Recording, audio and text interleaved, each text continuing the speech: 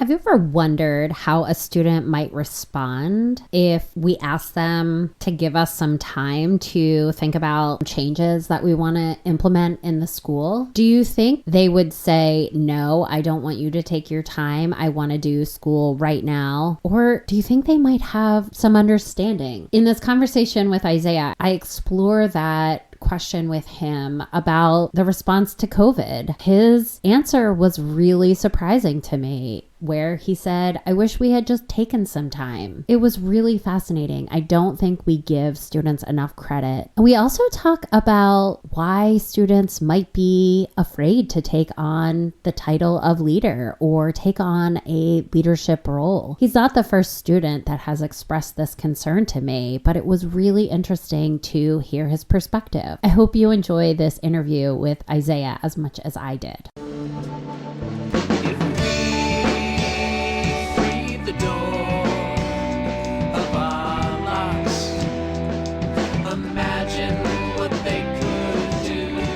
Welcome to the podcast Education Unimagined, where we give students an opportunity to share their voice in a system where often their voice is unheard. I ask them to share their experience and advice on how we can improve the experience for everyone. Izaiah, thank you so much for joining me today on my podcast.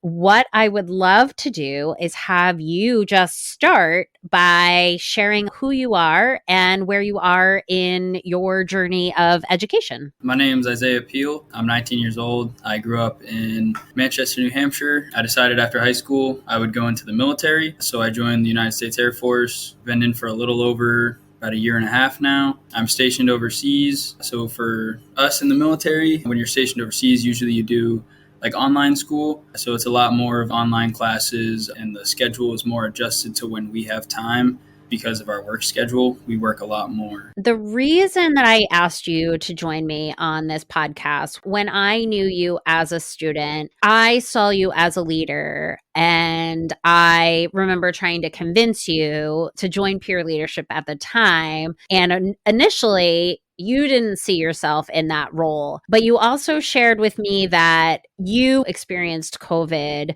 in high school. In-person option at the base for some of the work that you're doing online, you actually can go see somebody in person. The challenge that you had as a hands-on learner, does that make it a little bit easier to be able to go to an in-person platform, even though it's not specific to any content? Yeah, I would say it definitely helped. I believe that it definitely makes it a lot easier having that physical person there that you're allowed to go see if you're struggling with online school. Oh, I know we're looking back in hindsight. What are some thoughts that you have for educators in terms of how we could have done school a little bit differently?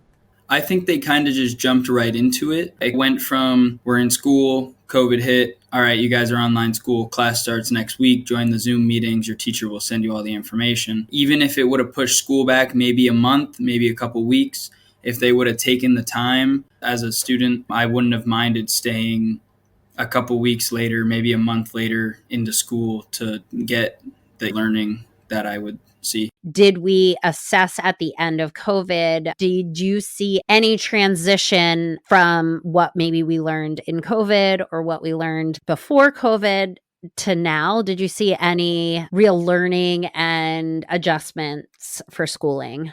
But I feel that the criteria and the material we learned was the same. It was just rotated from online to let's look back at it in person so you can get the proper tools you need. Was there any tips or tricks that teachers did that you found to be really useful in either transitions? Going into online schooling, I will say there was a lot of good aspects of it. The teachers were doing what they needed to do.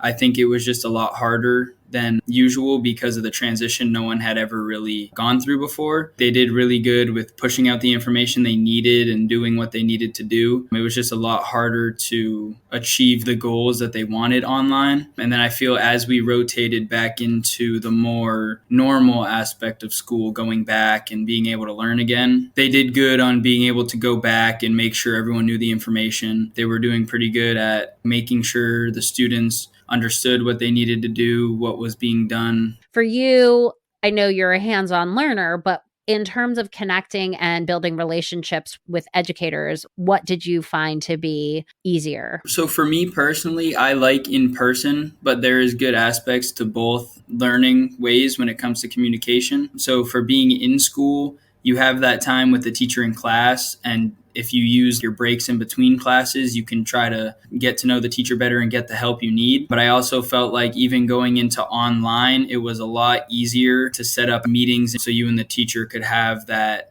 conversation, or if you needed help and or anything, it was just always available. As long as the teacher was available for that time slot, you could really get a meeting whenever. So going back to your self-described hands-on learner aspect, what types of classes and what subjects did you find that you enjoyed the most because of that? You'll like this answer. I didn't see myself being good at chemistry until I actually came and did your class. It really helped me look into hands-on aspect more, because we did a lot of hands-on and we also did a lot of equations, and I wasn't good at it at first, I'll admit. But with the hands-on and with the communication, I really felt like chemistry and bio were my top two learning classes, because I picked up a lot from those classes, as well as I got along with my teachers. So it was easier for me to go in that class and be happy that I had that class that day, because I could just walk into class and be like, oh, okay, I'm with Miss Connell today.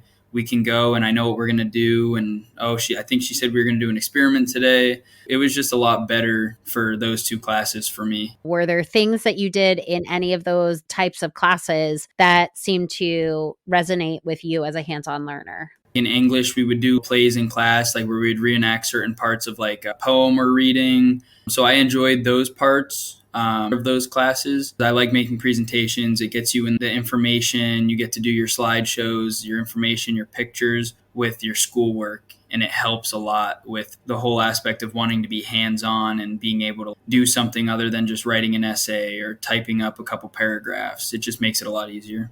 You mentioned in your survey that there have been teachers in your experience that have supported you to be the best that you can be. Describe how that happened for you and how they helped you sort of see yourself differently from the way that you saw yourself. I kind of started off school freshman year just doing my own thing. I was really shy going into high school, not really knowing anything. And then as I got more comfortable, I kind of broke out to more teachers, and a lot of teachers kind of just got to understand me and we got along really well. I was always willing to help people and do things for other people as much as I could. It just makes me feel better as a person. But I was nervous when you recommended peer leadership, because it felt more of a role until I actually joined it and did it. And it was actually a lot of fun, just being able to like help the newer students, some younger freshmen, and being able to help anyone that has questions or needs anything, especially if people don't feel comfortable talking to some teachers. They can just find one of us, and usually they knew who you. So I'd say you helped me a lot, pushed me towards that aspect of helping me find my leadership voice and getting out there and being comfortable standing up and talking with other people and doing things. You mentioned that the leadership seemed out of reach because it maybe was like an official title or an official role and not something that you might just do naturally. What do you think the challenge is when we define leadership so specifically that students like you don't see it as something that you fall into or that you want to do? What do you think some of the challenges are when we define leadership? So with leadership, it's a lot of like responsibility, a lot of trust, and everyone looks up to you and just more eyes on you at once. And that's why I was hesitant to do it at first. And then I started to learn more. The main focus isn't to put focus on you. It's get you out there so you can help people. People can trust you and like you, have a better relationship with people you might not have spoken to in your regular day-to-day class in high school. Do you think that played any role in your desire to be part of the military, or was that something that you had already made the decision that you were going to go in that direction? I wanted to go in that direction, but I will say taking the peer leadership course and going through there and finding my leadership voice definitely gives me different aspects on how to look at things while I'm in the military. We go by a rank system, and usually the lowest ranking people don't get much say in things. but being able to see in that leadership way, people look at you differently. So personally, for me, it's helped a lot, just suggesting better ideas to make the job better, or noticing different emotions or the way people are acting towards certain people. You can kind of read how they're feeling in certain situations. So it helps a lot within the military. So those were skills that you developed in doing that leadership course? 100%. Because if I wouldn't have taken that course, I still might have had that leadership voice, but I haven't found it yet. I never really learned how to control it, how to use it, and how to like dig deep down and actually be like, okay, so here's this, and this is how we can fix it without affecting anyone or anything. Did you discover any opportunities where you maybe made a mistake and were able to grow from that experience? There's definitely situations where mistakes have been made. Nothing too significant. Sometimes it's just the way you talk to people, the tone in your voice. I've caught myself doing that sometimes when you're talking to someone and they're not listening how you want them to. So it'll kind of flip that little switch in your head where you might get a little upset or you might catch a little attitude, but you have to realize that person might just not understand it how you're seeing it. So just being relaxed, being calm, and being able to understand and walk them through that whole situation is a lot better. It's a really impressive observation. I think a lot of people miss those subtle differences in our own speaking and what other people's body language are demonstrating. When you decided that you were going to go into the military, did you encounter any obstacles as you were applying or even as you sort of left and entered the military? There's a few different things. I had trouble with the whole separation part, being away from like family, friends, peers, mentors. It's definitely a hard struggle, but having the willpower to just push through it and being able to accomplish your goals no matter what struggles you face. But even though you're separating from them, you have to realize that you're doing good and everything will be all right. And just to take the skill set you have and not to forget it moving on. Wow, that's really great advice. Did you feel that there was a distinct difference between the direction you were going and your peers were going in high school? Did you feel like there were any of those differences divided or united you with your peers?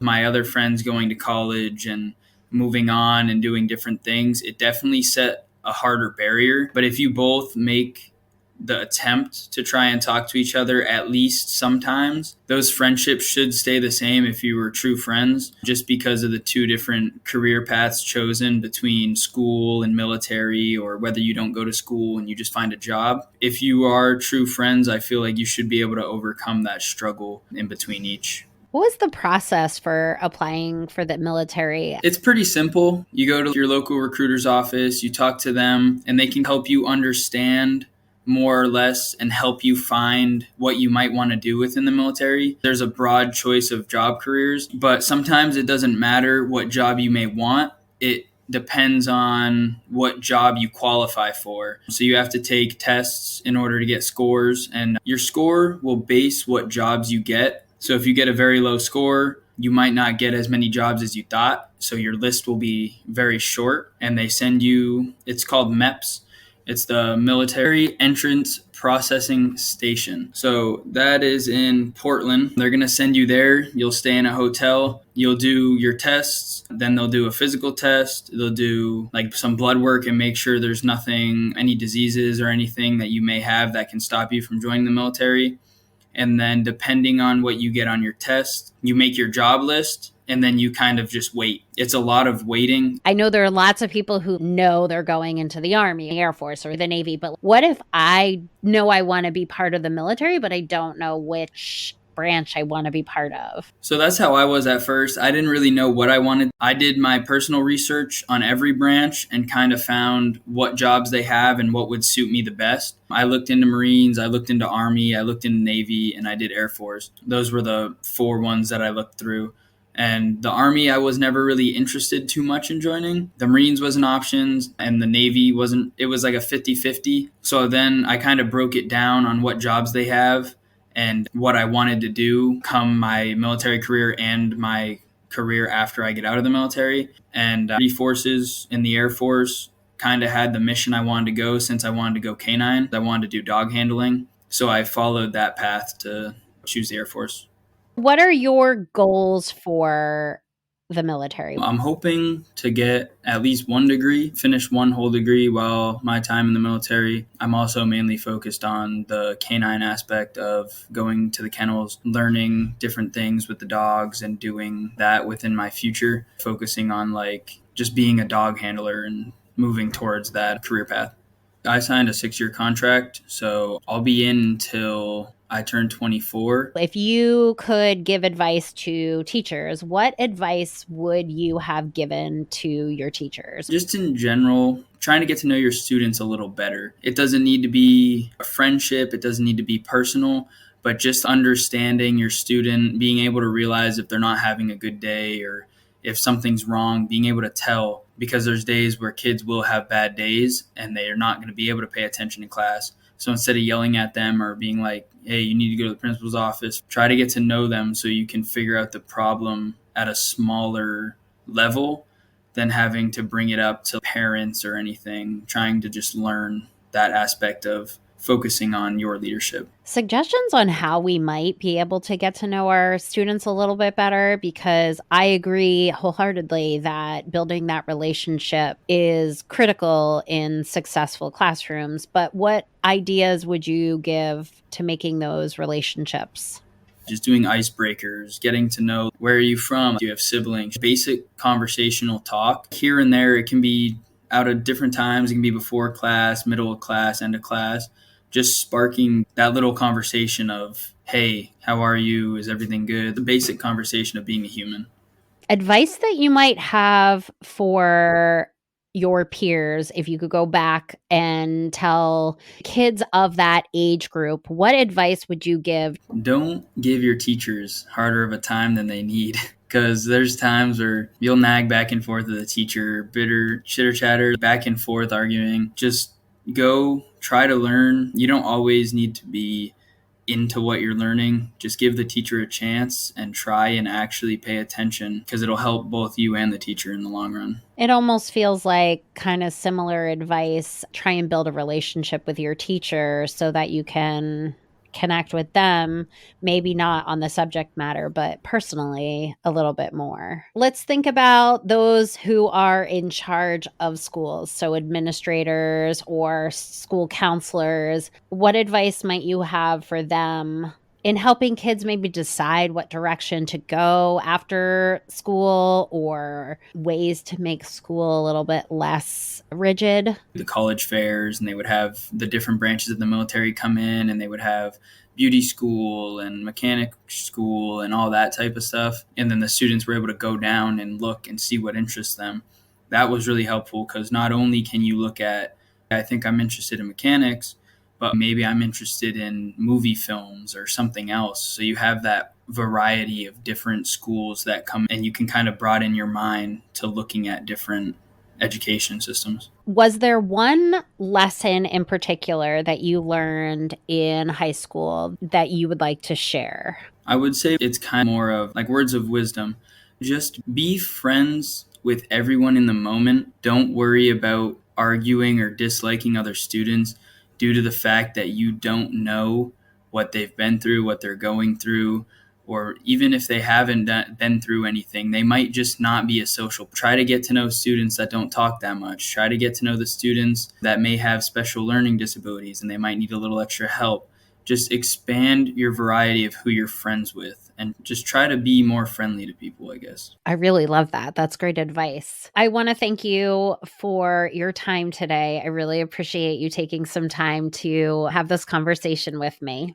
And this has been great. There's some really great tidbits in here, especially that last word of wisdom. I'm glad I could do it. Thank you so much for listening to another episode of Education Unimagined and my interview with Izaiah. I am asking you to share this podcast with someone you know who might benefit from hearing it. An educator, an administrator, someone you know who values student voice, or another student. It's the best compliment to share the podcast for me.